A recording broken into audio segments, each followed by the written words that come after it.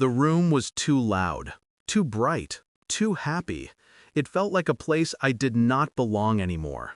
My wife stood at the center of the celebration like a queen dispensing charity. The lights hit her smile just right.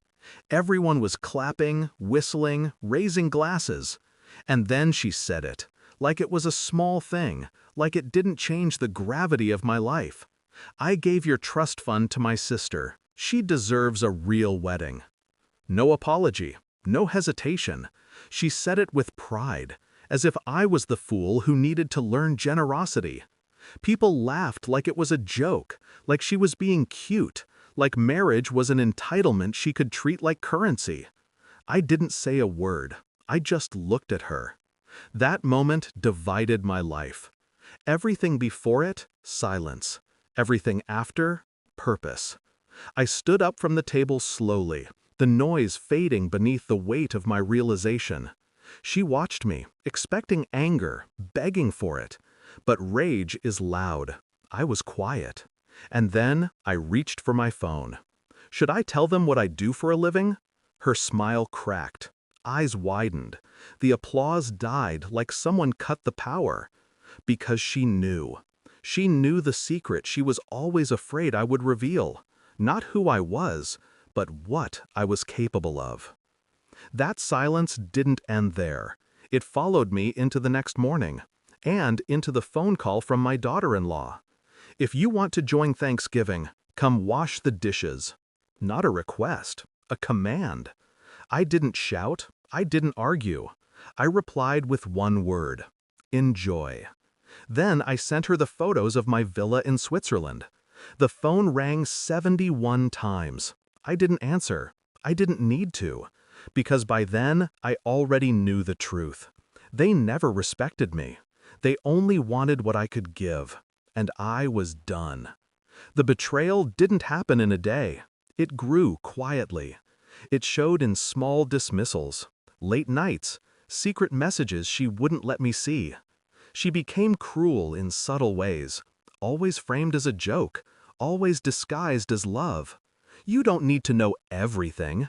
You can trust me. You're lucky I'm with you." I listened. I observed. I never confronted. There's a moment when you realize someone isn't your partner. They're your opponent. For me, that moment came when I found the hidden financial transactions. My account, my investments, my daughter's inheritance. Transferred, drained, redirected, all signed off by my wife. She always claimed she deserved more. A bigger house, a more glamorous life, a richer husband. But I let her believe it. I let her think she was consuming me piece by piece. I never told her the truth. I wasn't rich. I was wealthy.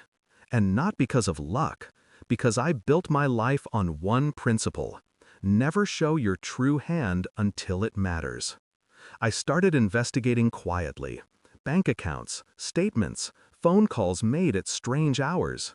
I hired a private investigator. I tracked her sister's wedding expenses, floral arrangements, venue deposits, luxury catering, jewelry, all billed through my accounts. She didn't even try to hide it. Why would she? She thought she owned me, that I wouldn't walk away. Every clue felt like a confirmation. The family dinners where I wasn't invited. The conversations that went silent when I entered the room. My son's wife calling to tell me I needed to earn my place. They didn't know who they were speaking to. I stayed calm. I didn't yell. I didn't threaten. I documented everything. I wanted to watch them fall without a single word of warning. Each night I lay awake next to her. She breathed easily, unaware of the storm brewing inside me. I watched her sleep and realized the woman beside me was a stranger wearing my wife's face. I had already crossed the point of no return. I confronted her without raising my voice. I placed the documents in front of her. Bank statements, photos, recordings. "I know." That was all I said. She went white. Her mouth opened, but no words came out. She tried crying first. "You're misunderstanding." Then anger. "You don't give me enough." Then desperation. "You can't do this to me." But I wasn't the one who did anything. You stole from me, I said softly. No. I deserved. You deserved nothing. Her mask shattered. She begged. She promised. She tried to hold my hand. I pulled away like she was a stranger, because she was. I didn't leave quietly. I let her watch. I transferred every asset out of her reach, froze accounts, redirected funds. Her family's wedding fell apart within hours. No venue, no caterer, no dress. I sent one message to the group chat: "You gambled with my life. You lost." Then I bought a plane ticket to Switzerland. My daughter-in-law called again and again. "What happened? Can you help?" No apology, no realization, only panic. I ignored every call, because some people don't deserve closure. Some people deserve consequences. I sat in my villa overlooking the lake, quiet, alone, not lonely. I replayed the moment she smiled while stealing from me. I remembered the way they demanded I serve them. I remembered the clapping.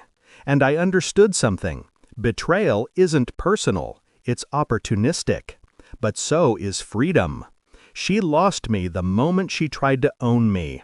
I didn't punish her, I just walked away and let her feel the emptiness she created. People think revenge is loud. Mine was silence. My final thought was simple. They loved my generosity, not me. And I will never let anyone mistake the two again.